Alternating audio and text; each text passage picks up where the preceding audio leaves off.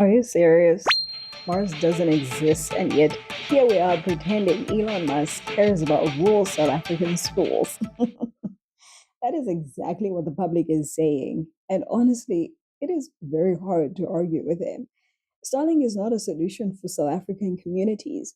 It is a way for a billionaire to push his global agenda while sidestepping laws that exist to protect the country. Rural families cannot afford the 1500 million, 1500 million.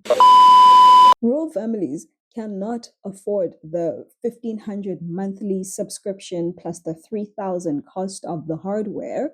And there is no indication that Starlink intends to subsidize these costs fully. The idea that rural schools will somehow magically benefit ignores the realities of infrastructure, electricity, and accessibility.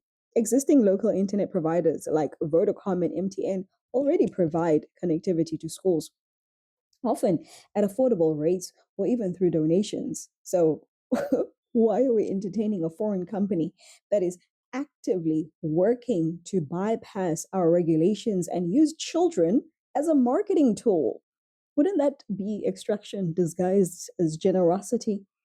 I thought we were over the whole charity thing when we finally understood that we actually wanted to participate meaningfully in the economy.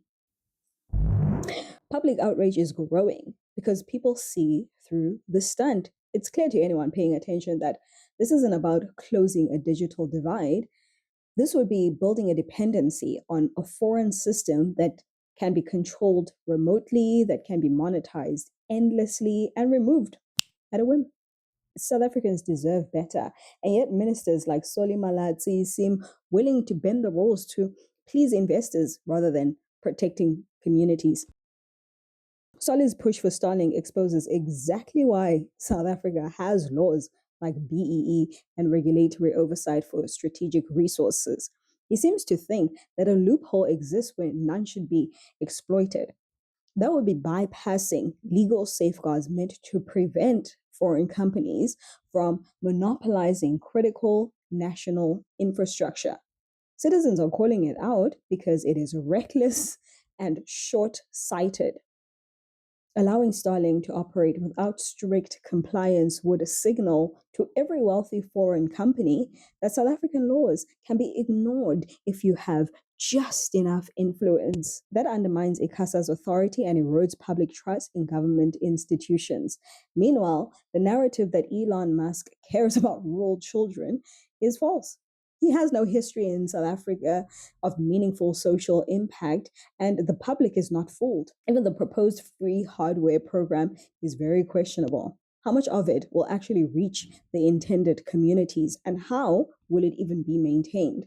Who ensures accountability if something goes wrong? The reality is that Starlink is building an ecosystem of dependence rather than empowerment. Instead of fostering local innovation or working with existing providers who already understand and operate within South Africa's legal and socio-economic framework, the company is trying to just bulldoze its way in. And public backlash can be justified because it is obvious that this is an external company leveraging influence to secure its own profits, not the well being of South African schools or rural communities, or even the suburbs for that matter, and everything else in between. The technical promises Starlink makes are pretty misleading. They talk about connecting 5,000 schools, but without infrastructure like roads, electricity, and support personnel, Internet alone achieves absolutely nothing. Rural areas need more than just Wi Fi. They need stable learning environments, functioning schools, not having to learn math under a tree while it floods all around them, and proper support for students. Starlink's model ignores all of this. Instead, it introduces a high cost system that families cannot even afford, creating dependency on a foreign company rather than empowering communities. Local providers, bound by BEE and national regulations, have the capacity to expand access responsibly while keeping the benefits local. Starlink's presence would extract value from the country, sending profits abroad while providing minimal tangible benefits to citizens. The public is already skeptical, citing affordability and accessibility issues with good reason. The government must recognize that allowing a foreign company to bypass rules in this way sets a dangerous precedent, regardless of whether it is Starlink or any other ones on deck trying to break into the market, into this here market called. If one company can pressure regulators to ignore laws, other companies will follow, eroding South Africa's sovereignty over its strategic resources. Spectrum is not a toy to hand to outsiders under the guise of innovation. It underpins critical sectors like 4G, 5G, emergency services, and broadcasting. Allowing Starlink to control access without proper equity, ownership, and oversight undermines national security and the public interest. The proposed partnership between Starlink and rural schools highlights the disconnect between foreign investors and South African realities. The public is rightly skeptical. Who will maintain the hardware? Who will provide the electricity? And train teachers to use the system? How will families afford the recurring costs if free access is limited or unsustainable? Current providers already fill these roles within local regulations. Starlink is not bringing innovation to solve a gap, it is creating dependency on a foreign system.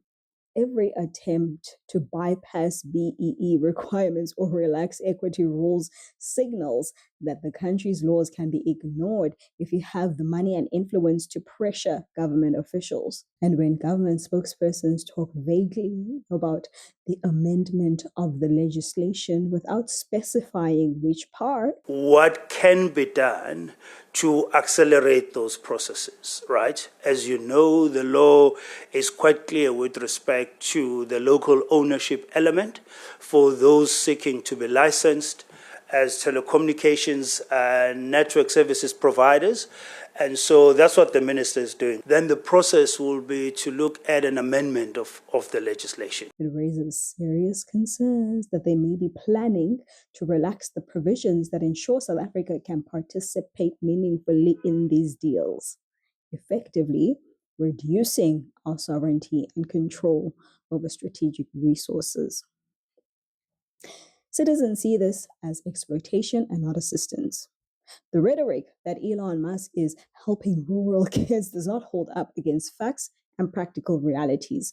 Even ministers supporting this are viewed as prioritizing investors over public welfare.